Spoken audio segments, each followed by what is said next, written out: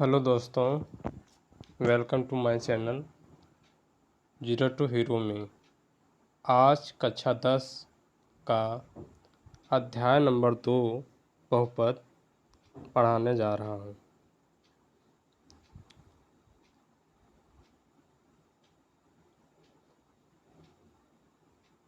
सबसे पहले हम इंट्रोडक्शन देखेंगे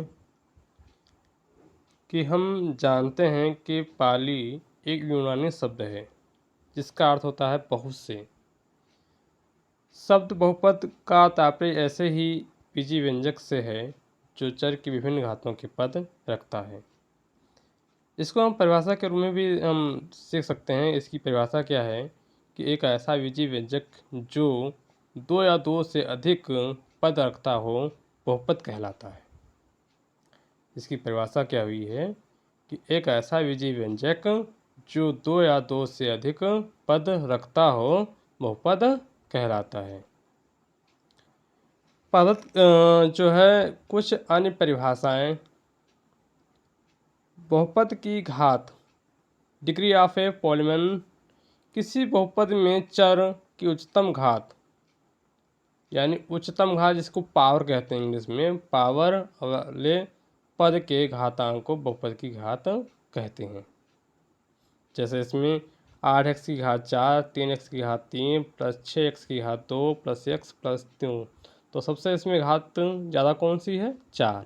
इसकी घात कितनी हो जाएगी? 4 हो जाएगी। x की घात 3 प्लस 3x प्लस 2 की घात 3, यानी यहाँ पे x की घात कितनी है? 3 है, सबसे ज़्यादा है, इसलिए यहाँ पे इसकी घात कितनी हो जाएगी? 3 हो जाएगी। अब यहाँ पे आवश्यक जाने क्या है कि शून्य बहुपद तथा शून्येतर अचर बहुपद की घात शून्य होती है। कहने का मतलब ये है कि अगर x की घात 0 है तो भी इसकी शून्य होगी। शून्येतर अचर पद वाले भी होंगे तो उनकी घात क्या होगी? शून्य होगी। रेखीय बहुपद, रेखीय बहुपद क्या होता है कि एक घात वाला बहुपद रेखीय बहुपद कहलाता है। एक घात वाला बहुपद रेखीय बहुपद कहलाता है। जैसे x minus 5 x plus 6 5/9 minus 8x। तो सब में देखो घात एक ही है।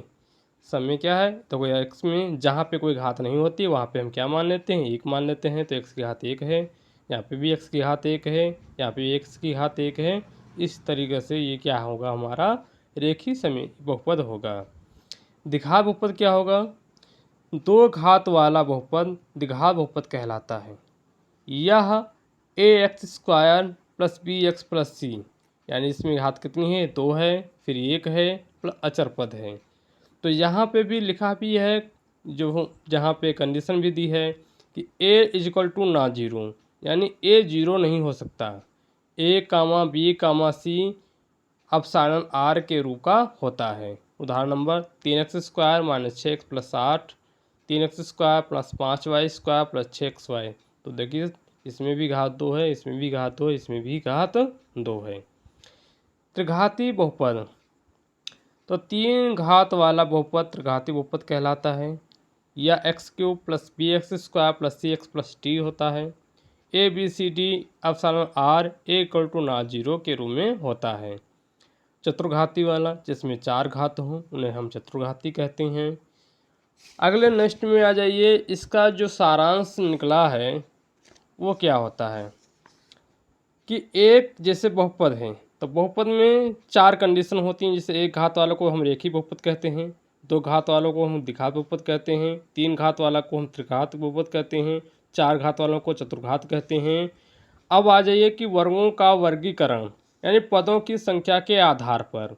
अभी तक पावर की बात हो रही थी, अब क्या करेंगे? पद के बारे में बात करेंगे। तो एक पदी बहुपद क्या होता है? ऐसा बहुपद जिसमें केवल एक पद हो उसे हम एक पदी कहेंगे। जैसे x² x³ 6x³, 2x² x 6x क्या है? सभी में एक पद हैं। त्रिपद बहुपद, ऐसा बहुपद जिसमें केवल 2 पद हों उन्हें दो पद बहुपद कहलाता है। जैसे 6x² plus 2x 6x plus 6 x plus 6। और फिर त्रिबहुपद क्या होता है? ऐसा बहुपद जिसमें केवल 3 पद हों उन्हें हम क्या कहते हैं?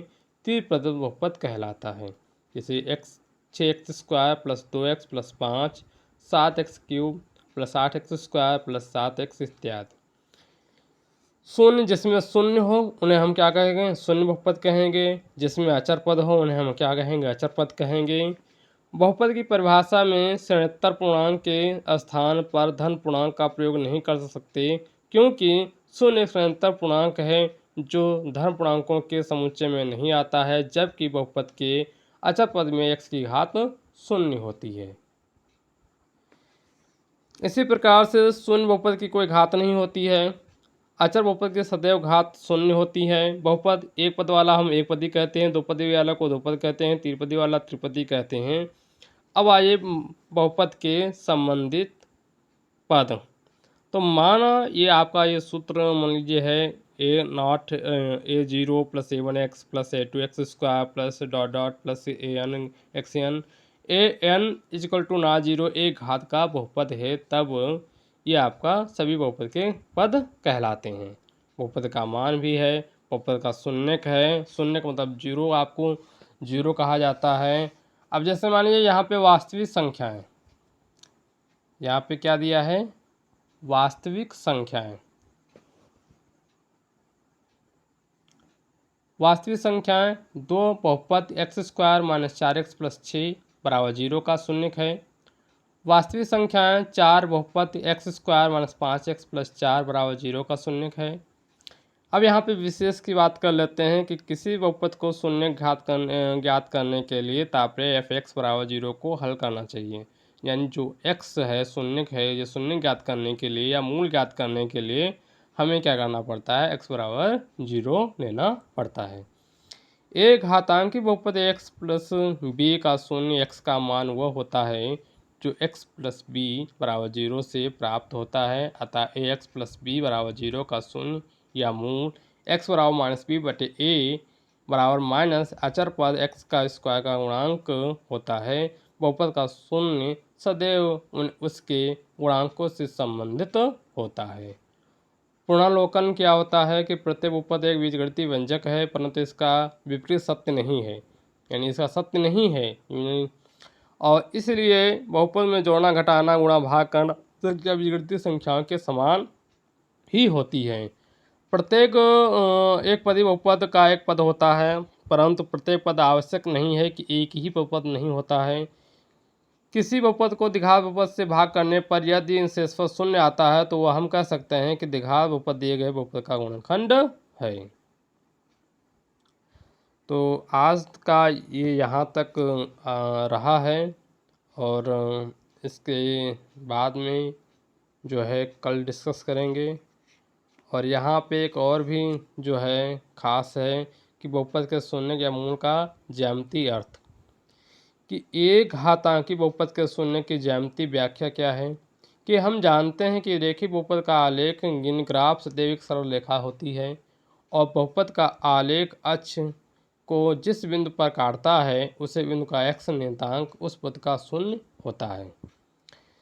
द्विघात बहुपद के शून्य की ज्यामितीय व्याख्या क्या होती है कि वह बिंदु जिन पर द्विघात बहुपद का आलेख x को प्रतिच्छेद करता है यानी काटता है उसका x निर्देशांक हो, और उस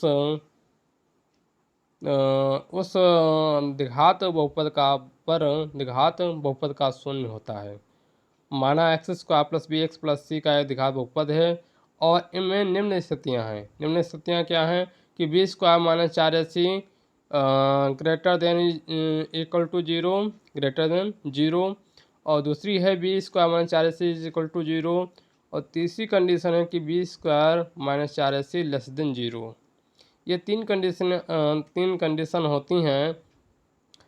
तो पहली वाली कंडीशन में ये हुआ कि इसमें आलेख x को दो बिंदुओं को काटता है, इसमें केवल x को एक बिंदु पर ही काटता है, और इसमें जो है कि x को किसी बिंदु पर नहीं काटेगा, अतः इस बिंदु का कोई भी वास्तविक शून्य नहीं होगा। इस स्थिति में बहुपद का आलेख या तो पूर्णतः x के ऊपर होगा या पूर्णतः x के नीचे होगा। विशेष में क्या है कि द्विघात बहुपद के शून्यक 0 की अधिकतम संख्या 2 होती है, और एक द्विघाती बहुपद x² plus bx plus c के दो भिन्न शून्य या दो समान शून्यक अर्थात एक शून्यक या कोई भी शून्यक नहीं होता है। हेलो फ्रेंड्स, आपको ये यहाँ तक जो है समझाया गया है। आई होप, मैं आशा करता हूँ कि आपको अच्छी तरीके से समझ में आ गया है। और अगले नेक्स्ट वीडियो में जो है दूसरा पार्ट इसका लाऊंगा, जो है बहुत ही वेरी वेरी इम्पोर्टेंट है ये चैप्टर, और परीक्षा के दृष्टि से ये बहुत महत्वपूर्ण है और इसके सवाल काफ़ी क्वेश्चन पूछे जाते हैं। Thank you so much.